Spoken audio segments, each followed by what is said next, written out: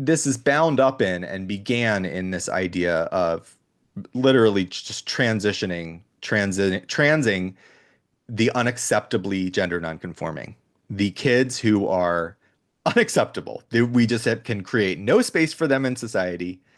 And so, what is gender dysphoria? Gender dysphoria is social dysphoria. Gender dysphoria, and now it can manifest in different ways. I think that gender dysphoria for AGP people, for autogynephilic people, for if AAP thing is a thing, autoandrophilic, whatever it is. I think that these things can manifest in different ways. I think that gender dysphoria is way too broad. I think that there's just lots of different, I think that it's just this kind of DSMing of these labels hurts us more than it helps, certainly when it comes to gender dysphoria. But in a lot of cases, specifically for the homosexual person who's gender nonconforming and has always been gender nonconforming as a child, specifically for that individual, it's social dysphoria.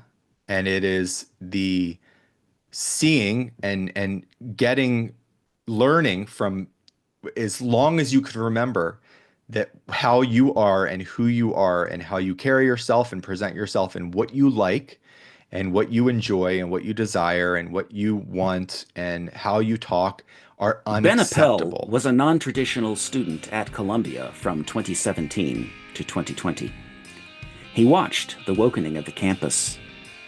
Ben is a gay man who found himself on the wrong end of the new oppression hierarchy and had to unlearn his prior political assumptions. He appears on the Informed Dissent podcast with Lisa Selin Davis, Eliza Mondegreen, Cori Cohn, and Jamie Reed. Ben is a writer and guest editor for Queer Majority. He also has a new memoir coming out later this year.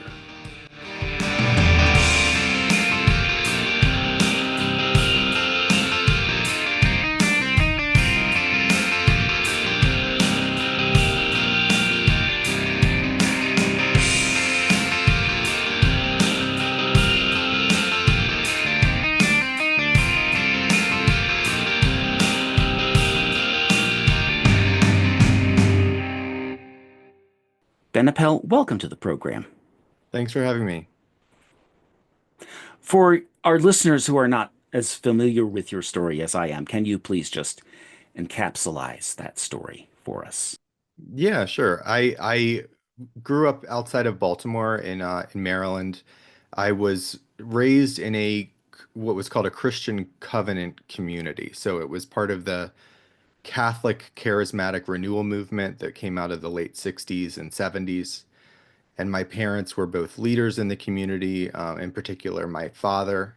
And it was very, patriarchal, um, kind of started as this free-loving, former hippie turned, Jesus lover, Bible thumper, who were, just about love and salvation and grace and forgiveness and mercy, and then kind of evolved into a really authoritarian, patriarchal cult, essentially.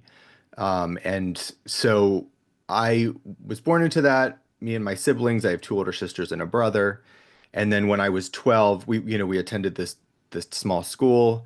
Um, and then when I was 12, we left that community. The community really started to unravel. There were a lot of people that were leaving, a lot of disgruntled ex-members. There was an investigation of the community by the Catholic Archdiocese for cult-like practices. Um, and so there was a lot of drama at that time, but my mother was also really unhappy in my marriage, in her marriage with my father. And so she just was miserable and I guess maybe felt like she couldn't separate herself from him as long as they were in the community, but also she had grown tired of the patriarchal ways of the community. So we left, and we moved to a, town maybe 25-minute drive away, but it was like a whole new world because our ties were essentially severed with all of the, kids that I had known since I was an infant or a toddler and had gone to school with since then. And my teachers and mentors and religious leaders and so on. So we were really just pushed out, kind of shunned from that community. And I was a really girly kid, a really effeminate kid. And, of course, in that community, we learned all about, how horrible homosexuality was, and, it was an abomination, and it was just drilled into my brain, as well as a lot of doctrine about kind of this necessity to be perfect, to be the perfect Christian, to to not feel angry, not feel resentful, not feel sad, just to be constantly buoyant and on fire for the Lord, and to um, they really expected perfection from kids is what it felt like. So um, when we left that community, I went to public school, and suddenly I'm in the secular space. You know, my parents split up that year, so my home life becomes chaotic, and the kids at school notice immediately how girly I am, how feminine I am. And while it was noticed in the Lamb of God is what this covenant community was called. While it was noticed in the Lamb of God, there wasn't really an in crowd. It was such a small school for one, and such a tight-knit circle.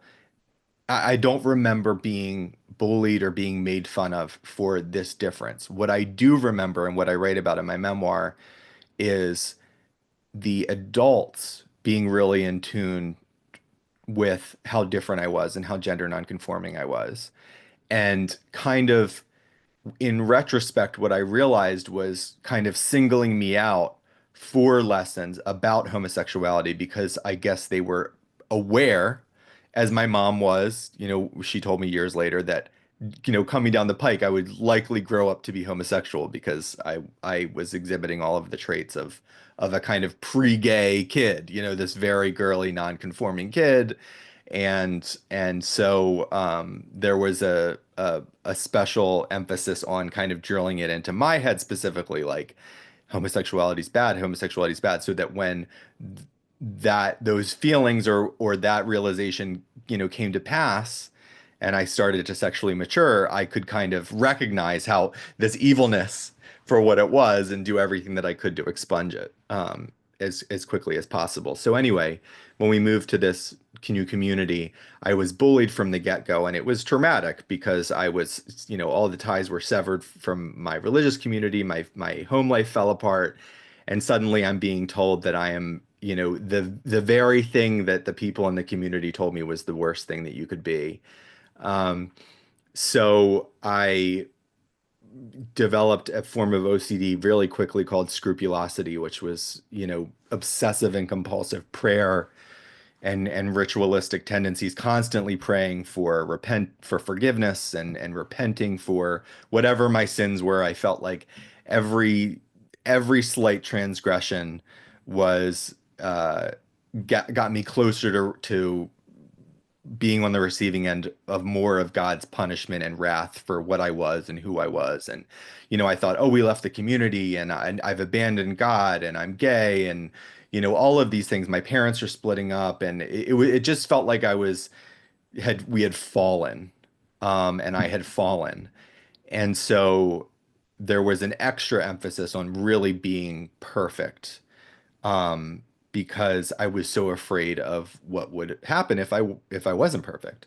I got into drugs and alcohol very quickly, and I would drink on my own because it would anesthetize me. I was really tortured, and I would be up all night praying, kneeling before the crucifix that hung above my bed, and it would go into my school, and it was a mess. It was a really difficult time, and um, then in high school, my drug use got heavier.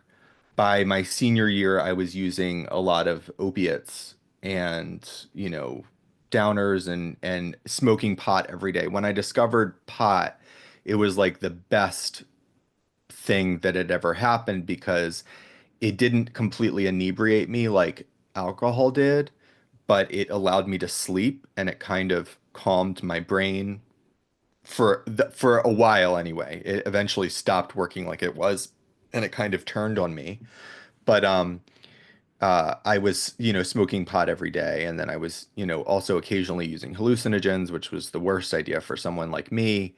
Um, having that heightened anxiety and all of those religious conflicts and so on. So, um, I graduated from high school. I still managed to excel in school somehow. I mean, I would have done a lot better if I had not been using drugs and drinking and behaving in that way. But I still had this kind of like, oh, I have to perform. I have to be good. It was all of these masks that I was wearing to be, the perfect kid and to, not let on that I was dying inside. Um, and then I graduated high school. UMBC, University of Maryland, Baltimore County. I went there for a semester. I commuted from home. And I dropped out after that semester because my drug use was just heavy. My depression, my anxiety, I was a mess. And I thought I'll take off time and find myself and travel and maybe work, and I'll eventually go back to school and I'll just kind of figure myself out. And the following February, I went to Mardi Gras in New Orleans, and I barely came home alive. I'm lucky I came home alive. I, went on a cocaine binge there. At least I think it was cocaine. Perhaps it was crystal meth, but I don't think I ever did that. I do think it was cocaine, but it was just a very potent amphetamine. And I became manic. 2 weeks later, I was psychotic. I had a complete break. I was delusional, and I had to be hospitalized. Um, my family was just like, he's not making sense. I was being erratic, and so I was hospitalized against my will in a local psych ward, and that was where I came down from that manic episode and crashed, and it was just complete and utter, just hell fire on earth with panic attack, anxiety, crippling everything. Um, and I got out of the hospital after a week. I went home. I was suicidal. I had to go back to the hospital. And during that second visit is when I kind of start. I think they maybe put me on an anti-anxiety medicine or something. There was just a little bit of a reprieve that I got. Um, and I got out of the psych ward, started going to AA and NA meetings, 12-step program, tried to get sober. Once my mental faculties kind of recalibrated and I got a little bit stable after a couple months, I thought, oh, maybe drugs and alcohol start working again. So I did, and they did. I started using and they did start working, and I actually ended up shooting heroin that year. So that was not the wisest choice to make. I ended up in the psych ward a couple more times. The following year, by the grace of whatever divine providence there is, or who knows what, I was able to get sober.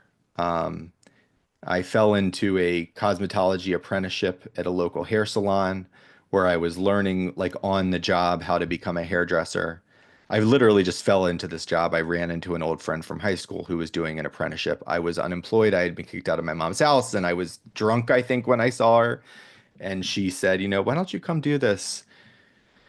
And I did. And 3 months later, I overheard a young woman talking about her recovery to my boss, about how she was 6 months clean and sober that day, and, things like that. And so I approached her while she was outside and I said, I need help. And she took me to a meeting that evening. And I did end up getting clean and sober. I guess I was just ready.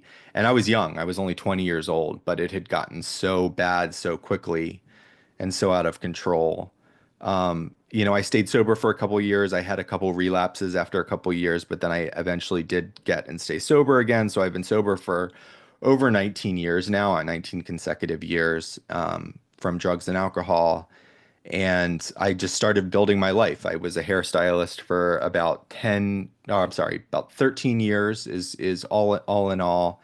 And what really changed for me was getting involved in the marriage equality campaign in Maryland in 2012. I had met my now husband in 2011.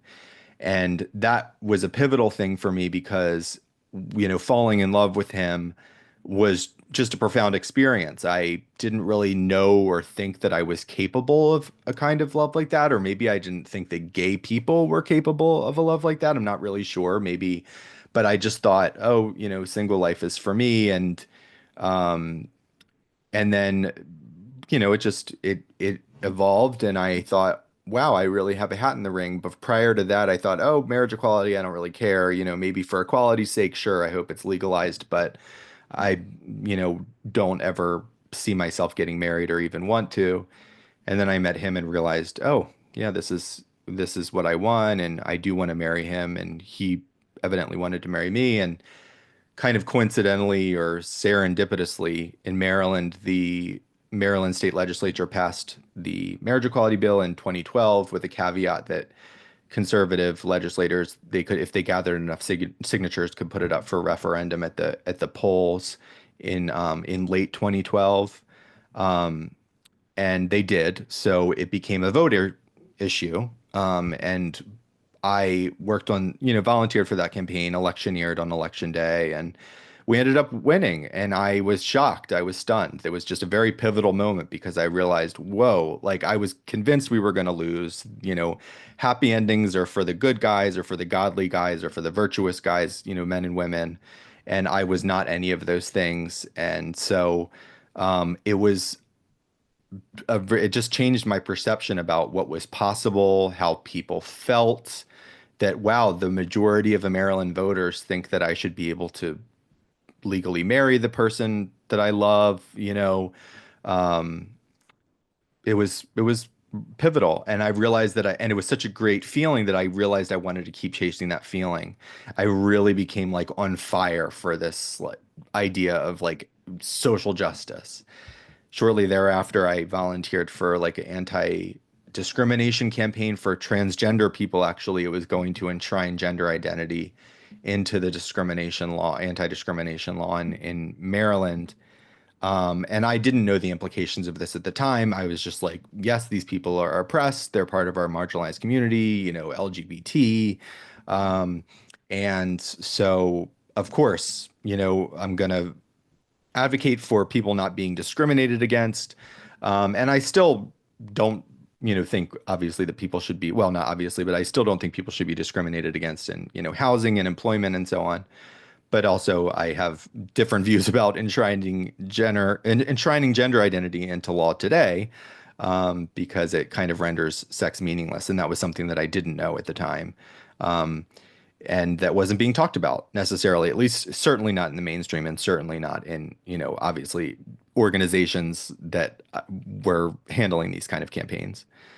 And so then I got married in 2014, and after I got married, I realized I wanted to go back to school. I wanted to be I had always wanted to write. I had always enjoyed writing. I had wanted to get into journalism, and I wanted to get into maybe gay journalism specifically, or maybe write personal essays. I mean, it was just, I always was into the written word and expressing myself through the written word. And um, I thought I have a unique, or I have a perspective here, growing up in fundamentalist, religion, and going into the activist space, and overcoming addiction, and kind of just getting to, there was just my story had evolved where I thought, you know I think I have more to do with my life than continue and being a hairstylist. And being a hairstylist was amazing because it allowed me to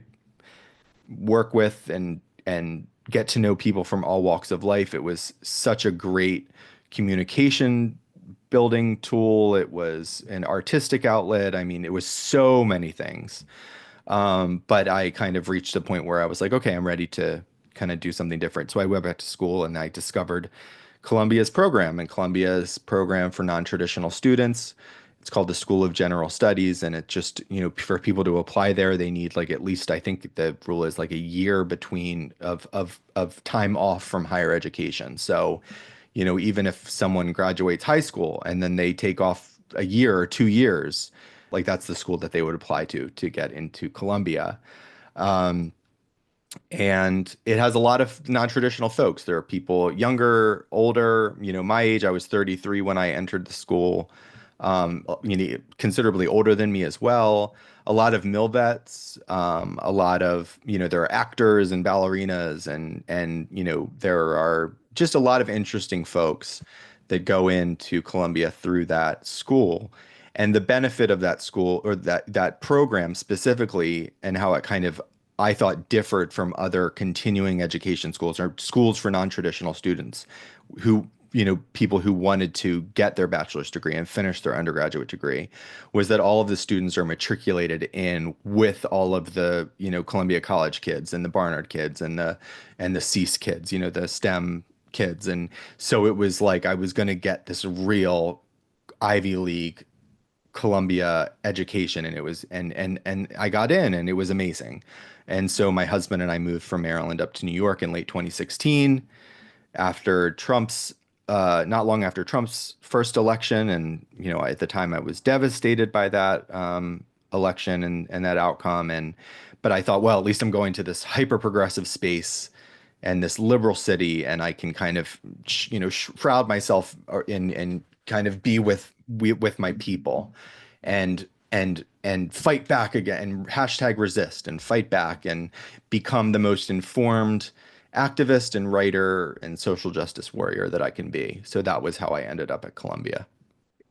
And of course, we should acknowledge that this is the same Colombia that was the scene of all the great protests last year vis-a-vis Gaza. So that brings us to the topic of Queers for Palestine, this impossible phrase. What do you think exactly is the purpose of the entanglement of quote unquote trans with everything else? Why does everything have to be, appropriated to the trans, do you think? The omni cause is every progressive cause, right? And if we give up on the trans cause, if we give up or surrender any inch, well, then the whole progressive project will come flying to pieces, it seems like. Why do you think that is? Why do you think all things trans are so vitally important to everyone with any kind of a progressive policy stance these days? How did that happen? You did mention two things there. You talked about Queers for Palestine, and then you talked about trans kind of being wrapped into everything. I think that Queers for Palestine is something to unpack and its own thing. Certainly, there are a lot of trans people involved in that, and trans flows into queer. I mean, I kind of took from Andrew Sullivan. He says trans queer, and I kind of use that, in terms of the trans queer movement and the trans queer cult because it does kind of all blend together um, uh, now. Uh, but back in 2017, my first year at Columbia, I remember actually I interned at GLAAD, which was, I was so excited to be the news and rapid response intern for them and then, that year I also took a really phenomenal US lesbian and gay history course with George Chauncey, who came from Yale, just this really preeminent scholar. And but in his classroom and also in GLAAD, there was this huge emphasis on that was intersectionality, and that was like the first introduction I had with this concept. And it was really interesting to me. I thought glad it was weird I went into the space thinking, okay, it's going to be gay, lesbian, or LGBT issues that I'm going to be advocating for, and but there was so much about race and about you know even disability, level of ability, immigration status, that kind of thing, and it was very much this message that all of these struggles are connected. They're all one. We're strong, this kind of Hillary campaign, like we're stronger together. Like and more importantly, and what they don't really say, or a lot of people don't say, let's say, it's not just that we're stronger together, but that we all have a common enemy. We all are suffering because of the same thing. And what is that thing? We're suffering because of capitalism. We're suffering because of cis heteronormativity, because of Western supremacy, white supremacy, um, Western hegemony, colonialism. Um, that is this idea that everything is glommed together politicizes the identity in whatever identity you have. So if you're a gay person, you're not just gay, you're queer. If you're because queer is a political project. Now people have different definitions of queer. Prior to recording, you and I were talking about kind of queer majorities' view of it, and that is different. But I'm not going to speak for them. I'm just going to talk about the way that I understand queer, which is that it is a political project and it is a kind of rebellion against norms and mores that people see as oppressive. And to rebel against those norms, it brings what they believe to be liberation, and how subverting these norms gets you closer to destabilizing, capitalist society and really upending capitalism. So, creating in the long run this kind of socialist utopia, um, a queer socialist utopia. Everybody's, androgynous and, sex is ambiguous and, all of these colonial constructs, these Western constructs of knowing and of knowledge are undone and questioned, and everything is open to interpretation or reinterpretation, and we're kind of like re-indigenized and like and decolonized, the decolonization of the mind. So I hope I'm being clear, but why that's all one is that it's this idea that there's a common enemy, and the common enemy is cis heteronormativity, the straight white male, the Western construct, the domination, the way that knowledge has been produced, and how these people have controlled knowledge production to keep the masses oppressed and enslaved, and obedient and docile. And so Queers for Palestine, people are confused. Well, how can you be, queer for Palestine when if you're in Gaza, you can't be openly gay, or but it's not about gay, really. I mean, yes, are maybe perhaps the majority of these people exclusively same-sex attracted? Yeah, probably. A lot of them are probably not.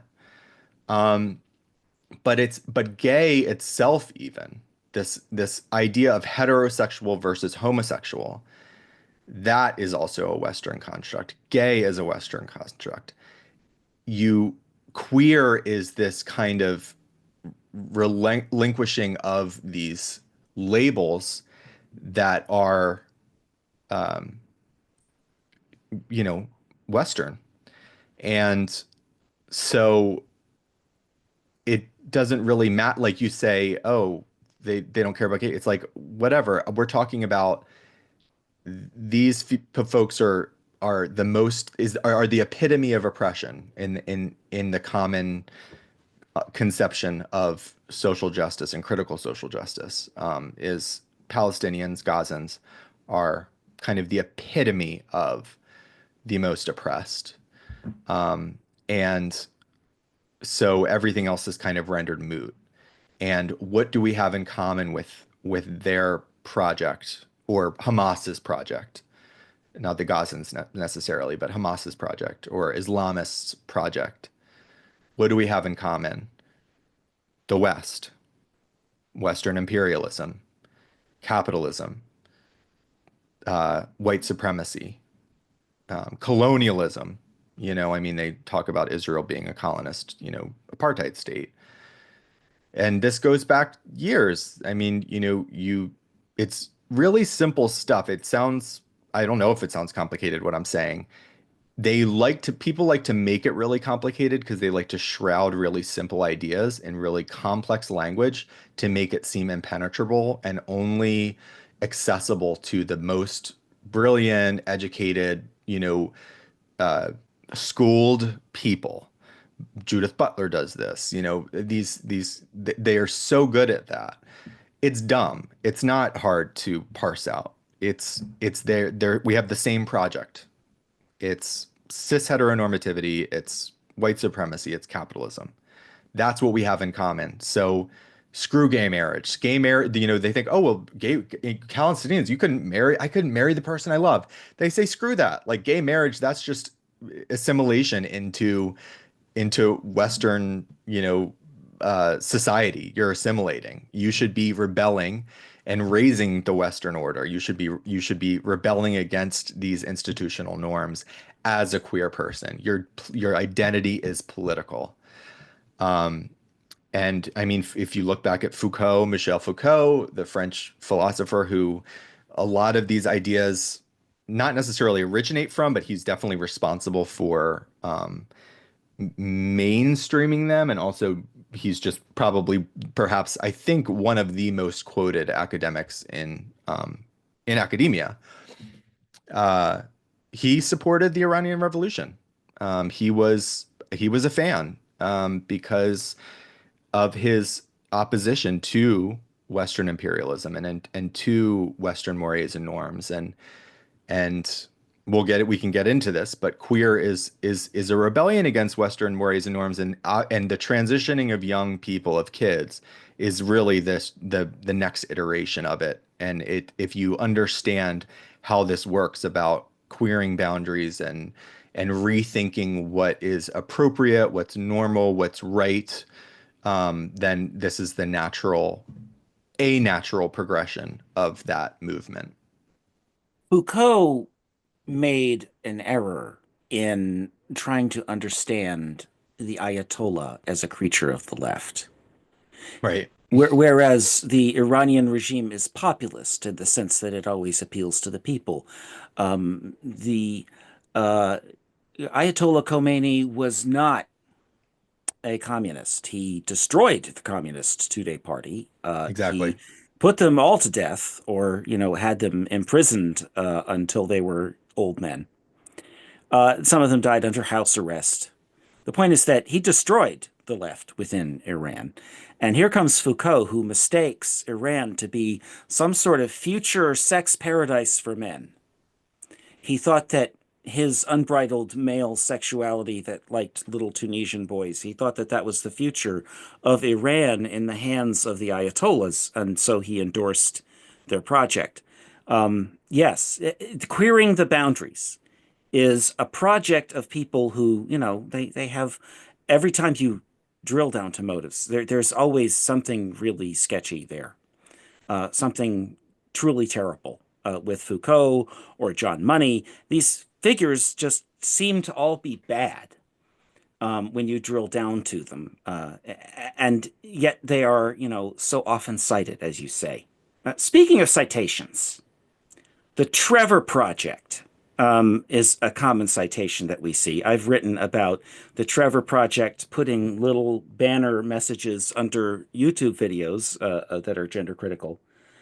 And you have written about the Trevor Project and GLAAD specifically, which is the organization you used to be with. You mentioned that. Um, and why is it that they fail to heed their own guidelines and play up the whole suicide risk, right? What is it going to take to stop them from doing that? Why do they ignore their own rules and hype this risk, do you think? Oh, man. I mean, it's lucrative, I suppose. Trevor Project, I think it was 22, 23, or 23, 24. I don't know their fiscal year. I mean, I looked at their revenue. I believe they got maybe it was like about 88 million in one year. This is revenue. I mean, this is new donations, and then like 20 million of that was federal grants, as far as I know, if I'm remembering correctly. It's lucrative. I mean, you have it, it's also a very effective tactic to advocate for transition for youth, because if the alternative isn't suicide, it's very hard to convince the masses to go along with something so grotesque and so monstrous and so obviously wrong and backwards. So to sell this suicide myth, it's so important to revenue and also to, propagating the ideology. So why don't they? I think it's unacceptable, inexcusable, criminal even. Well, maybe not criminal, but I think it should be criminal. I mean that they do perpetuate this myth, not just because it's like, okay, this is shameful that you are exploiting something that isn't true to earn money or to bring about, policy and law that you want, but that you are actually likely contributing to an increase in suicidal ideation and suicide risk by perpetuating this myth. Because if you're teaching young kids that the natural response to not getting their puberty blocked or cross-sex hormones or bullying or a quote unquote anti-trans youth bill passing, if you're telling them that the natural response to that is suicide, these vulnerable, distressed young kids are going to think of it as a normal response.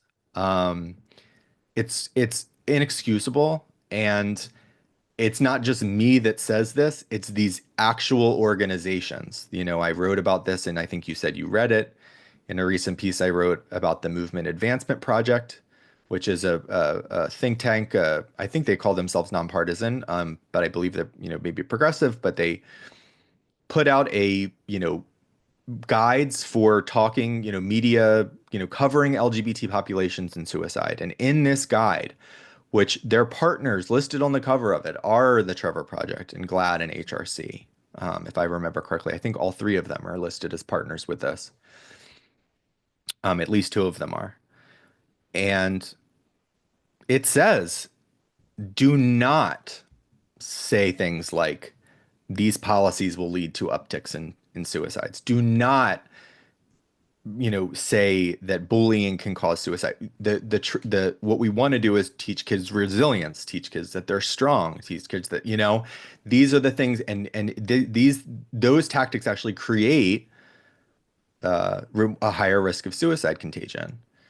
And so you can look at this whole guide and you can see all of the do's and don'ts. And then you can look at the Twitter feeds of Trevor Project and the webs of GLAAD and the websites HRC, and you see them boldly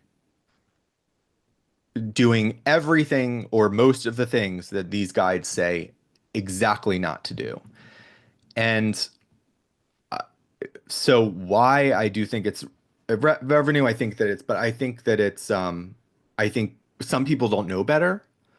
Um, but some people do know better, and the people that know better are the ones that, to me, are just committing a grave, grave, grave mistake. This question sort of drills down to the core of the issue, I think, which is the way in which homosexuality has been wrapped up inside of gender. What is gender dysphoria in a young gay man? Because you have written about how there was a self-scan for femininity, you call it, a rejection of effeminacy in the self that Gareth Roberts called it gay shame. And so tell us about exactly what constitutes the experience of dysphoria in a young gay man, since you obviously had experiences which would have, classified later as some sort of gender dysphoria. You're exactly the sort of person that would have been trans.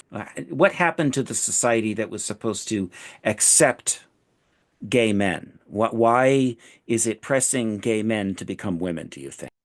Okay, so when I I was, obviously bullied relentlessly. My interests were more I loved girly things. I liked, I wanted to be like my sisters. And then I saw that that wasn't acceptable, And I mean, when I talk about self-scanning for femininity, I mean, when I went into this public school and I cut all the highlights out of my hair. I, put highlights in my hair with sun in over the summer, and I changed my wardrobe. I walked differently.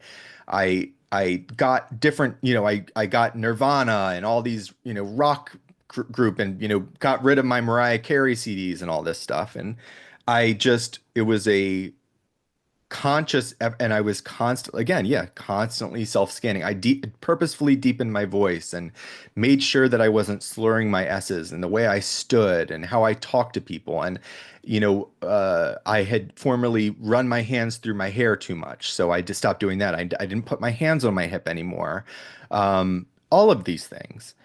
And when so I actually wrote an essay early in my Columbia career when I was still kind of like in that world of the wanting to be part of the social justice, world. And I still kind of agree with what I wrote in this essay for the most part, but I called it How to Be Cisgender. I used that word, because I'm like, I wrote about my experience about being this really effeminate kid and then kind of being um, conditioned to be gender conforming. And my gender conformity, my masculine presentation, which I is is pretty for the most part masculine. I mean, of course, I can still be feminine, I can genuflect, I can do these things, but I'm a, for the most part masculine individual. And this was certainly to the result of sexual maturity, of testosterone, of growing up and becoming a man. But it was also conditioning. And it was social conditioning, and it was fighting everything that felt natural to me um, to protect myself. It was a mode of protection. It was a mode of self-protection. So when I got to these spaces where, Columbia and GLAAD, and suddenly people are saying, I didn't know what that cisgender was. I mean, I was introduced to that term in 2017. And I suddenly, oh, you're a cis gay, you're cis, and I thought, oh, what is that? And then it's like, oh, you're okay, you're just not transgender.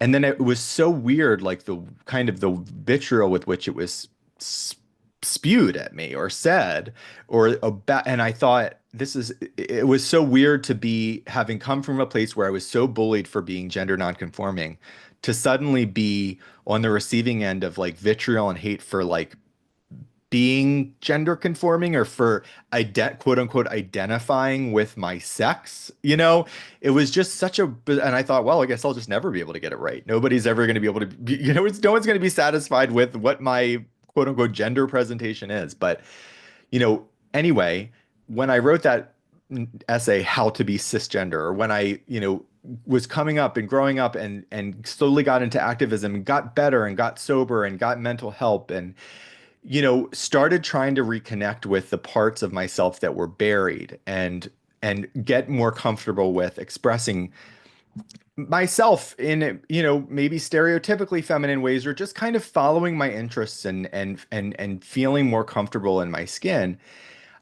That was what I wanted my activism to be about. Or I thought, I don't want kids to have to go. Like, there are a minority of kids that are going to be inherently and naturally gender nonconforming, whether it's butch, masculine girls, or, effeminate boys. There are going to be a minority of kids that are inherently that way. And, it would be great if we created space for gender nonconforming kids where it wasn't promoted as being better than gender conforming. It was just like, oh, you're different. And you know what? That's okay. In fact, you are not the norm. That there is a norm, as we can see, statistically speaking. And you are different, and that's fantastic. And guess what? There are kids that are other people that are exactly like you. And maybe it doesn't seem like it because you feel like the overwhelming majority of people are different. But no, in fact, there are other kids, there are other boys that like love My Little Ponies and they love, coloring and they love fashion and they love these things that are typically associated with the female sex, societally speaking. And yes, it's okay. And to just kind of create safe environments for kids to grow up where they're not stifling themselves and feeling like they have to suppress what feels natural and comfortable to them. So when I got into, Columbia and these activist spaces and got further into it, and then I saw that, oh, wait, this has just become all about trans. And when they started talking about trans, the idea of the trans kid, I was like, oh, okay, well, I wonder what the difference between like a trans girl, like a boy who identifies as a girl, like, and me was. That's an interesting thought, but I kind of just pushed it aside and didn't really think about it. And I didn't realize that they were actually medicalizing this in kids. And then realized, and then I learned, and what was a peak moment for me when in I think it was maybe 2018, because I still don't think I even knew about this in 2017, even at GLAD. 2018, maybe the beginning of 2018, whenever I found out that they were giving kids puberty blockers to arrest their puberty, and then I instantly knew that was I'm not going to curse here, but it was the craziest thing I had ever heard in my entire life. I instantly knew that is absolutely insane.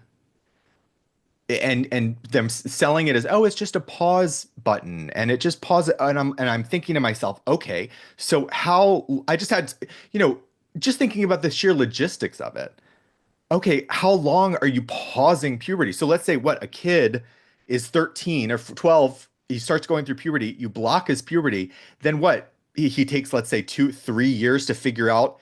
And as a kid, if he's what, trans or not, what does that even mean? Then two, he's just supposed to commence through puberty 3 years late, behind his peers. Like, what would that do psychosocially? And also, what would it do physiologically? What would it do to his brain, his body?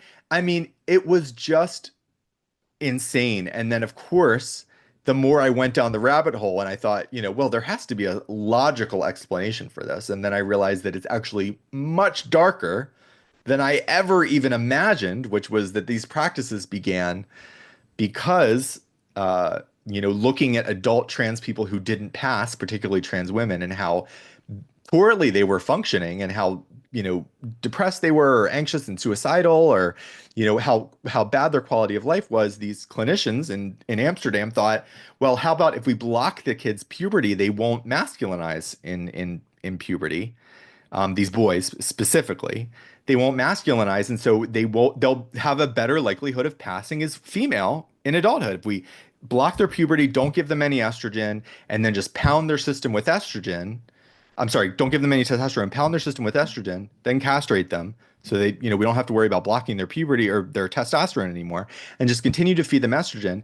Then they're not going to require as many surgeries because they're not, their bones are going to be different. And then also they'll likely pass and that is the antidote. That's what's going to make them happy. And that's the sole reason why these adult trans people are unhappy. And that was where it began. I mean, all but one, or I'm sorry, only one of the original, or maybe two of the original 70 kids who were in the first cohort for the Dutch protocol, is what it came to be known, were straight, were heterosexual. The I think 61 or 62 were same-sex attracted, homosexual, and then maybe 7 or 8 listed themselves as bisexual. And these are young people that go through this protocol, these adolescents. So this is bound up in and began in this idea of literally just transing the unacceptably gender nonconforming, the kids who are unacceptable. We just can create no space for them in society. And so, what is gender dysphoria? Gender dysphoria is social dysphoria. Gender dysphoria, and now it can manifest in different ways. I think that gender dysphoria for AGP people, for autogynephilic people, for if AAP thing is a thing, autoandrophilic, whatever it is, I think that these things can manifest in different ways. I think that gender dysphoria is way too broad. I think that there's just lots of different, I think that it's just this kind of DSMing of these labels hurts us more than it helps, certainly when it comes to gender dysphoria. But in a lot of cases, specifically for the homosexual person who's gender nonconforming and has always been gender nonconforming as a child, specifically for that individual, it's social dysphoria. And it is the seeing and getting learning from as long as you could remember that how you are and who you are and how you carry yourself and present yourself and what you like and what you enjoy and what you desire and what you want and how you talk are unacceptable in the world. And you must change everything about yourself to properly fit and to be accepted. So for me at the time, this was pre-transing kids.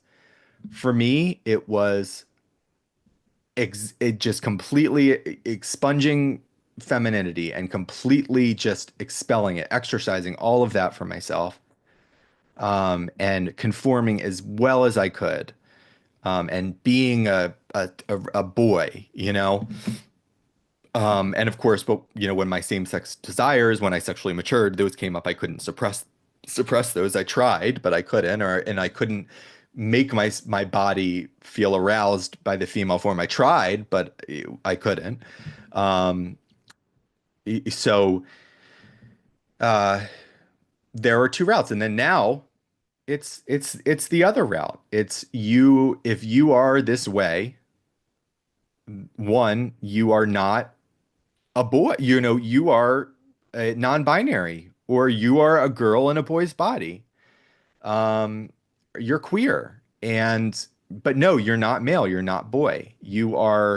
This discludes you from that category. And it detaches identity from material reality, the material reality of sex. It's completely delusional. And it enforces a delusion and it primes young people to be uncomfortable in their bodies because if they're saying, that this is that you are not what you are, um, guess what? We have this wonderful solution for you. It's just it's and it just and all these hormones, these blasted hormones, you'll stop experiencing them. And those same-sex attraction, those feelings, those sexual feelings that you feel so dirty about, and you feel gross and you want, that'll go away too, because these things chemically castrate. And it's just it's psychotic. And I want it gone because it's criminal. It's interesting that you say that you realized that in 2018. I had already known about pediatric transition. I was aware of Jazz Jennings. I was already horrified. But that same year of 2018 was when I attended Netroots Nation. I was filled in on the plan for Planned Parenthood to save abortion rights. And the plan to save Roe v. Wade was that they were going to give puberty blockers and cross-sex hormones to kids, and they were not going to tell the parents, but they were going to definitely charge the insurance companies, including Medicaid. And I thought, this is fraud. I'm Mhm. hearing them plan for fraud. They're committing patent medical fraud on children. And I, could defend Planned Parenthood from a lot, but I couldn't defend Planned Parenthood from that. That was basically the end of my involvement in Democratic politics. So we had almost at the same timing, interestingly enough. Mhm. But as far as peak trans stories go, you're right that there's a moment everyone seems to have in which you look backwards and see red flags that you missed. You look forward and you see red flags that are coming your way. And everyone thinks of it as the peak trans experience. That idea has been around the whole time that I've been in this space. And it seems very important to us to share these stories because on the podcast that you've been doing, Informed Dissent podcast, You have all been doing your origin stories, right? And you've been having a great deal of fun with them. I think that this is part of, if we have a gender critical culture, this is probably uh, one of its primary modes, is that we have our shared peak trans experiences.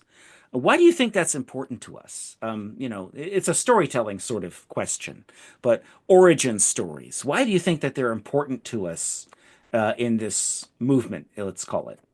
Well, I mean, community, people do need community.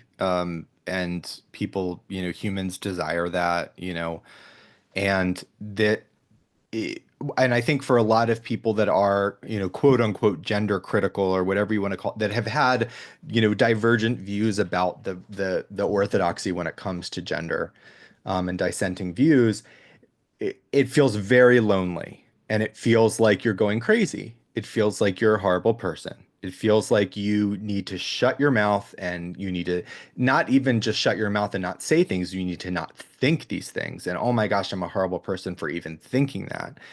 And you have to shut off your critical thinking faculties. And it's so lonely and it's so distressing. And you see people who you've known for so long, these great people, these amazing people, these people you have admired, friends or coworkers or activists or journalists or whoever. And you see them going along with this or saying these things, and you think like, you know, God, if I'll lose everyone. Like I feel so far away from people. And it's very devastating. So when you do meet people that have bravely spoken out, or, even if they haven't, even if they can't, but if you find community with people, there's just such a great relief in saying, in learning stories and to connecting in that way. I mean, storytelling is very, very powerful. I mean, it's a powerful part of AA and NA and 12-step programs, all of these things, when they're talking about group therapy, when they're talking about survival from trauma, whether it's physical or sexual or whatever.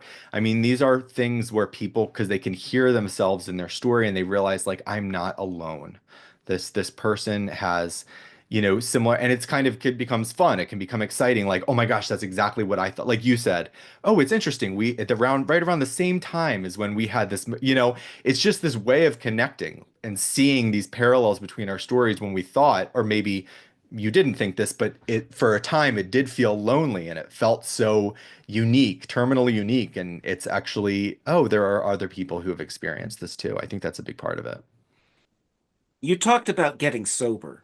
You say that you were trying to be straight and that alcohol and drugs were a coping mechanism, and sobriety brought self-acceptance. I find that very interesting, especially in terms of the sort of mind-altering effects that cross-sex hormones have, incidentally. The way I describe it, and I think how I describe it in my book, and my book is called Cis White Gay: The Making of a Gender Heretic. So that comes out in the fall, either October or November. I'll have a publication date very soon. Who knows? Maybe any minute. But uh, pot, especially when I started smoking pot around the age of 16, that when I say that sobriety allowed me to accept myself, the first thing that allowed me to accept myself was actually drugs, was actually pot, because it it anesthetized the feelings and the panic and the anxiety that came along with my thoughts that I couldn't escape from. I couldn't escape from my internal world and what I knew to be true about me. So it almost like provided this buffer between myself and the realization of my gayness, of my sexuality, of my homosexuality, and how I was different. It allowed me to kind of almost like intellectualize it and gave me a safe space within my body to think and contemplate these things. Now, the problem with that is when you self-medicate with drugs like this, is that they become addictive and they also stop working like they once did. So it becomes its own thing. It becomes its own animal. And suddenly the solution, it's never as good as it was. And then it becomes a problem and then it starts interfering. And then, and then for me, it leads to other things where I was getting into heavier drugs because the pot just wasn't cutting it so much anymore. And so, um,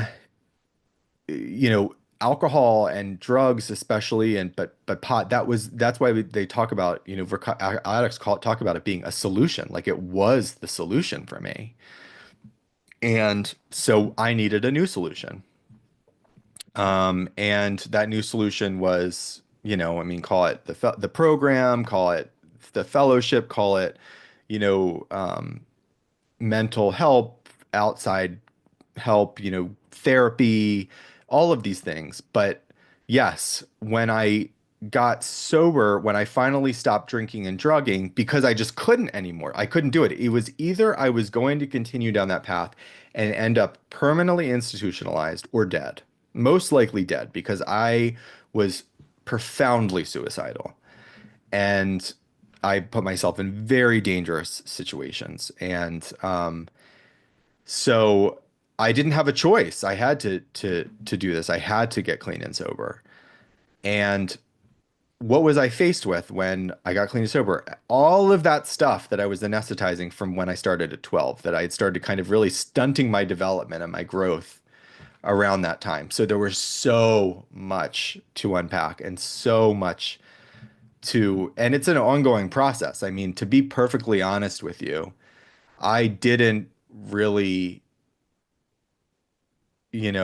get to people say like, well, when did you get? I'm like, well, any day now. Hopefully, any day now I'll get there. But honestly, I do feel like being at Columbia and experiencing this kind of excommunication for being a heretic and for being, all of these things helped me deal with all of the things that it kind of forced me to face all of the things that I had gone through in my past.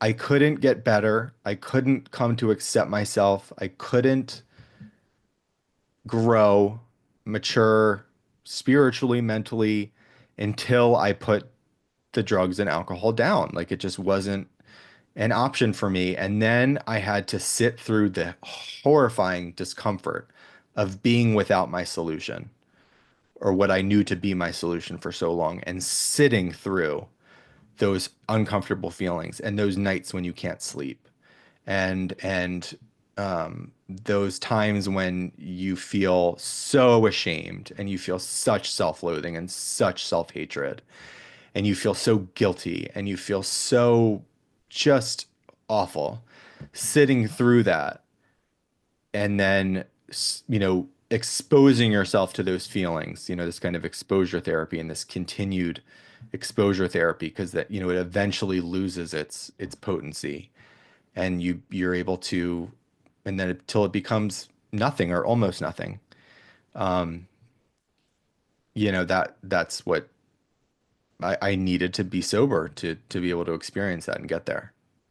In Denver, you said if only people would talk about the topology of transgenderism, um, that if the knowledge of autogynephilia was more widespread, if people understood at large what is really going on in so many cases of transsexualism, that it would change the conversation. And just recently, there was an episode of White Lotus. I haven't watched it, although I have watched the scene where Sam Rockwell talks about what is clearly autogynephilia. Do you think that this idea is breaking through? Do you think that we're gaining ground and it's becoming more common knowledge now? I hope so, but I mean, yes, I do. But the propaganda machine of like, oh, this is a conspiracy theory, this is debunked science, this is, I mean, it's so strong. People want to be told what to think. They don't want to think for themselves. So the critical thinkers, the free thinkers, the few of them that exist, yes, it's breaking through for them. But the rest of the people are just going to keep being told. So until it gets to a place where, you know, the New York Times or whatever, there's talk about it. White Lotus is a good start.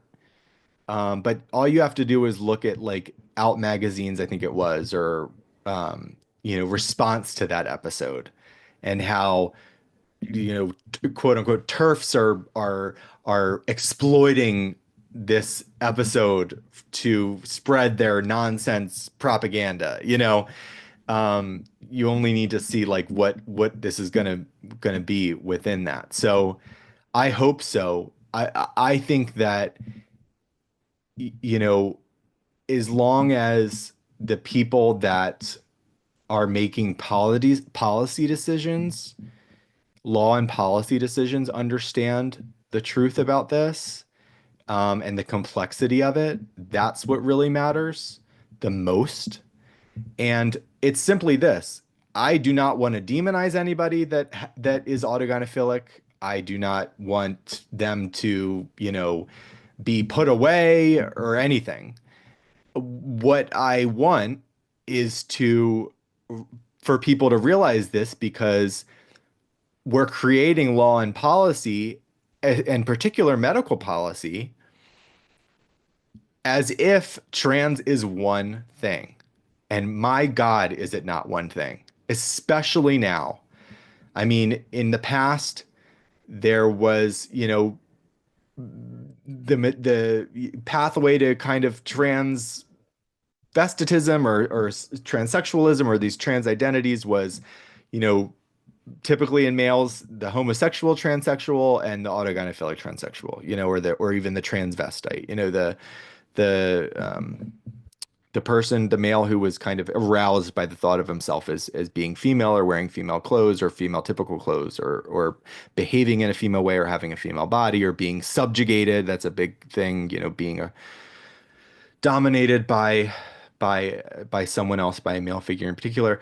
So, and the homosexual group was the vast minority within that. The majority of males were AGP, were autogynephilic, and so we can't be treating it. And now there's so many different routes. I mean, obviously, leaving aside, then there's the female approach to it. People do argue that there is AAP or autosexuality, for females as well. And I do think that there is. I think it presents differently because male and female sexuality is different. And from what I've learned from other people. But then there's also the social cachet. It's a political project. Like I said, trans queer. It's rebellion against cis heteronormativity and white hegemony and against, Western imperialism. This is a political project. There's also abuse, trauma, autism. I mean, because of I think that, there's a lot of different conversations about how it's linked with autism, but I think that autistic people in general have a lot of trouble socializing, and so they're sold this is a panacea, like, oh, you're just in the wrong body, and if you identify this way, you'll make friends and you'll be right, and you'll be and it's sold as a panacea for that. There's just a lot of different routes, but it's so important because if you treat trans as one thing, then, Rachel Levine or, even Andrea James or whoever is no different from the kid who is quote unquote been diagnosed with gender dysphoria, the 9-year-old boy who insists he's a girl because he likes pink and wants to wear dresses and grow his hair long. And there's a huge difference there. There's a huge difference between gender dysphoria or discomfort with one sex originating from a place of feeling like won't be accepted and feeling that it is motivated by some kind of sexual arousal or paraphilia. It's such an important distinction. So they're two different people and they're two different animals. And and so the fact that, we talked about the suicide myth earlier, and the fact that organizations are exploiting this is inexcusable.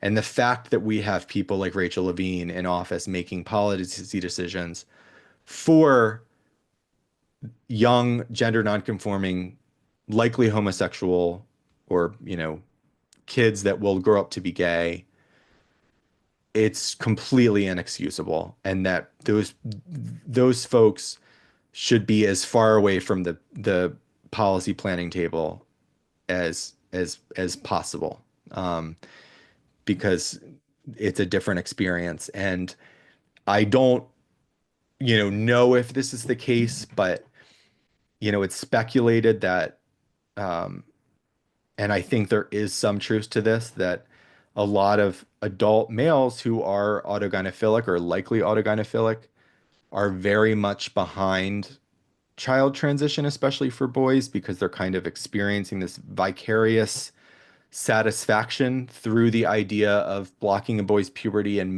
getting him to pass as a female, because they so deeply and badly want to pass as female and be accepted as female and identified as female. There's this very much like a self-perception that's very skewed and off and distorted, like a body dysmorphia even.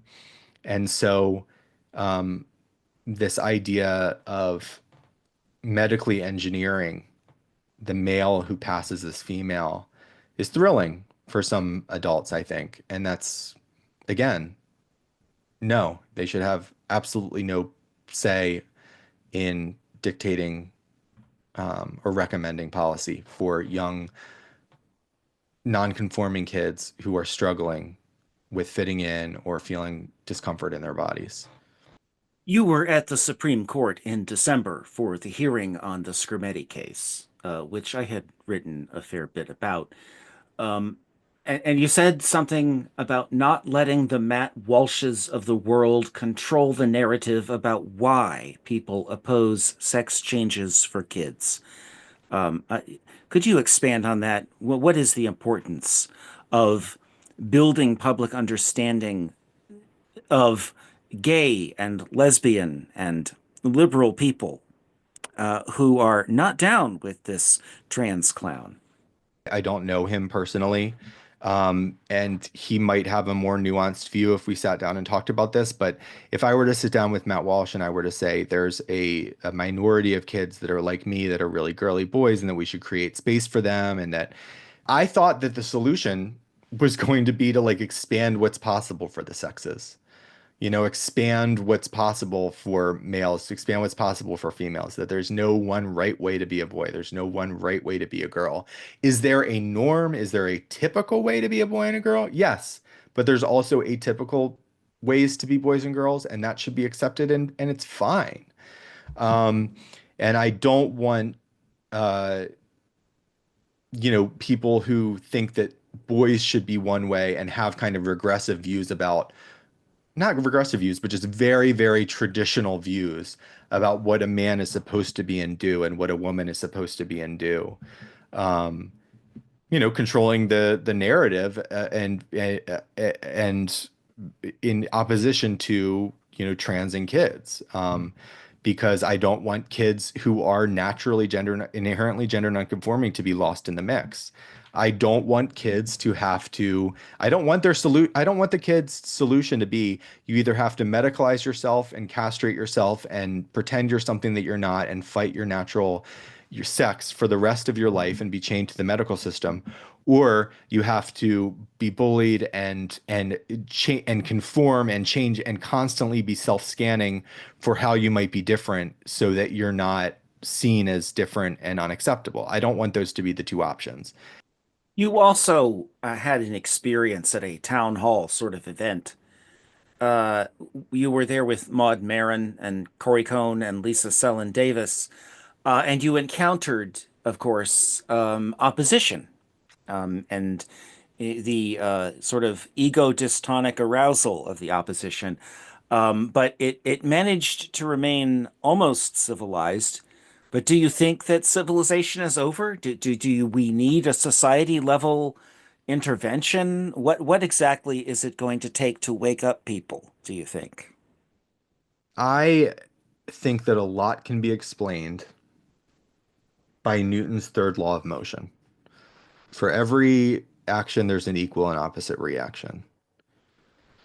So when Trump came along, the left reacted. Um, and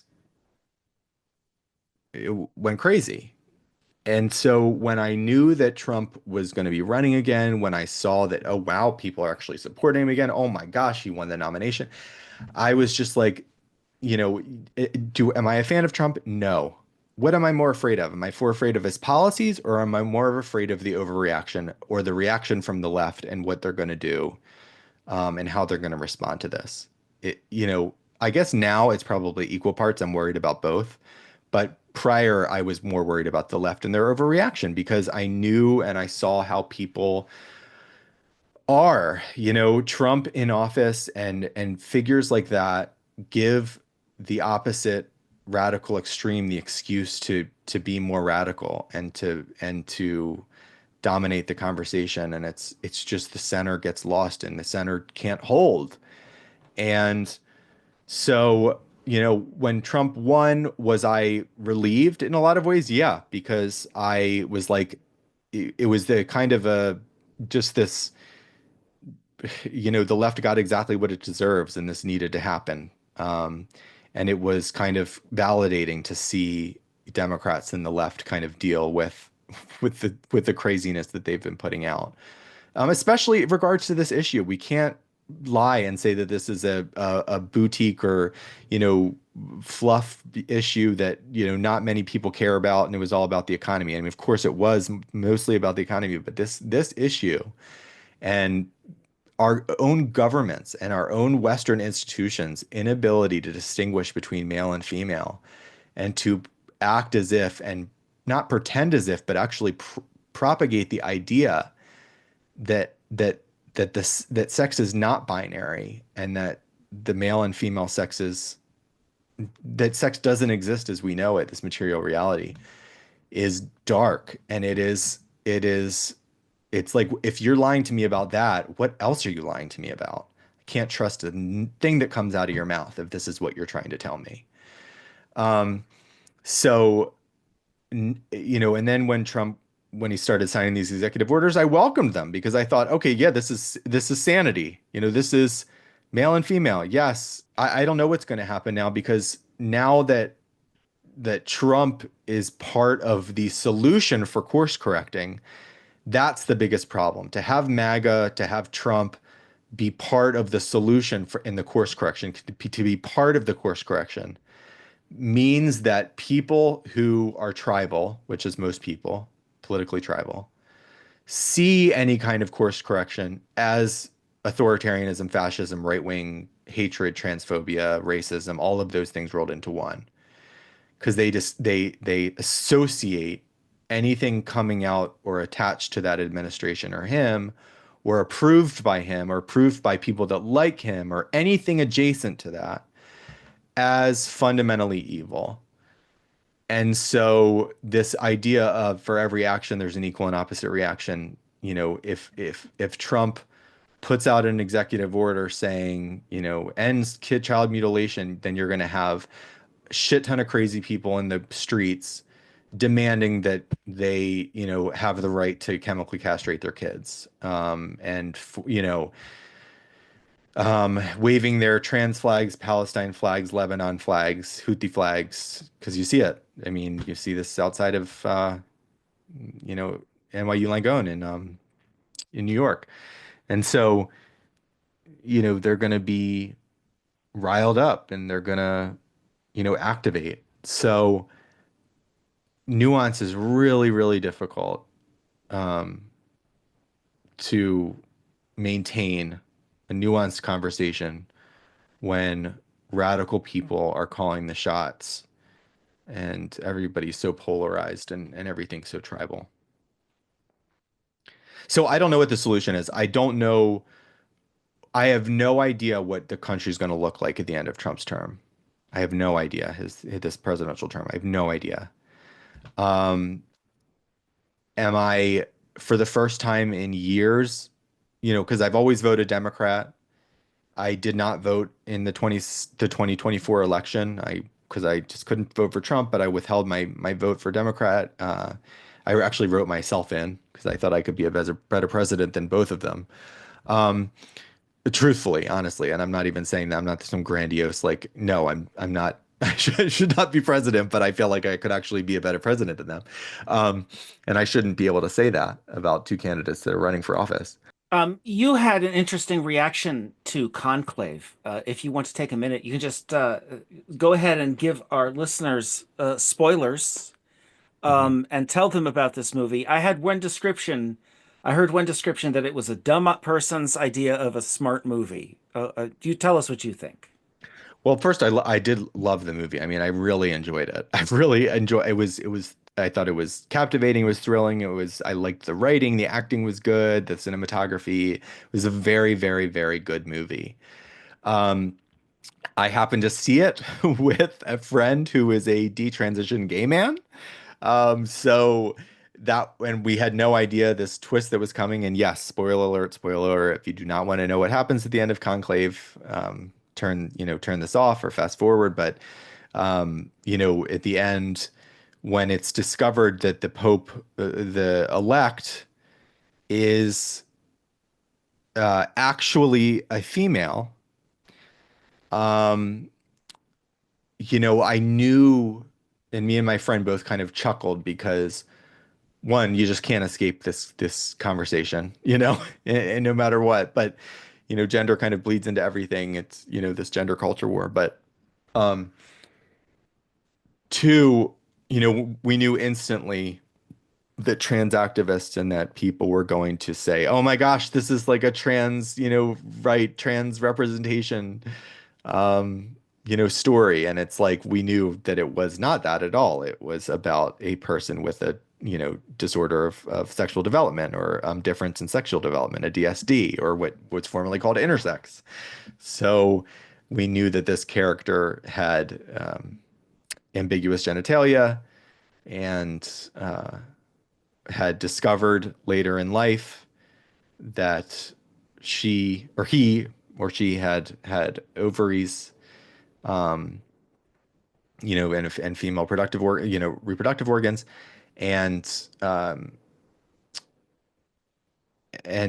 yeah, so we just knew that that was what it was. So it actually had a really, I would say, gay affirming and also kind of DSD affirming message, and a very like even anti-transition message, because what does this person say to the dean of the conclave? You know, he says, or she says, when it came time for me to get this hysterectomy, which I guess we're supposed to gather as an audience that the Pope, the former Pope, thought, and this individual thought that this would essentially make the person fully male, so that they would be qualified to be a cardinal, or and to be eventually a pope. Um, that he said, this is how God made me, that I'm not going to correct what isn't wrong, doesn't need to be fixed. That is a wonderful message to people who are different. You do not have to medicalize, you do not have to scrape out your insides to make yourself conform to the church, to conform to society, to conform to what other people need you to be. You do not need to cut off things. You do not need to sever things from your body.